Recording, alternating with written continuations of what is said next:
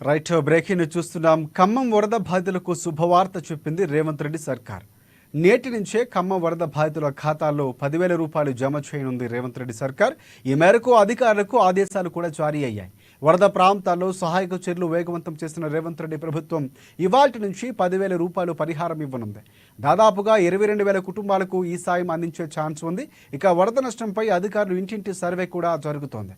ఈ తరుణంలో బాధితులకు నిత్యావసర సరుకులు, బియ్యం పంపిణీ కూడా చేస్తున్నారు రాష్ట్ర సర్కార్.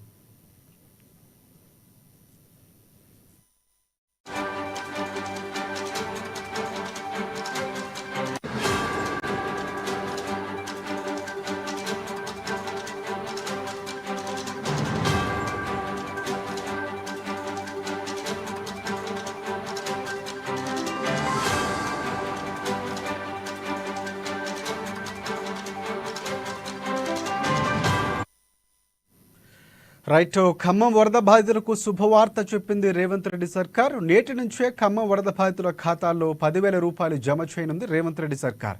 ఈ మేరకు అధికారులకు ఆదేశాలు కూడా జారీ అయ్యాయి. వరద ప్రాంతాల్లో సహాయక చర్యలు వేగవంతం చేసిన రేవంత్ రెడ్డి ప్రభుత్వం ఇవాల్టి నుంచి 10,000 రూపాయలు పరిహారం ఇవ్వనుంది. దాదాపుగా 22,000 కుటుంబాలకు ఈ సాయం అందించే ఛాన్స్ ఉంది. ఇక వరద నష్టంపై అధికారులు ఇంటింటి సర్వే కూడా జరుగుతోంది. ఈ తరుణంలో బాధితులకు నిత్యావసర సరుకులు, బియ్యం పంపిణీ కూడా చేస్తున్నారు.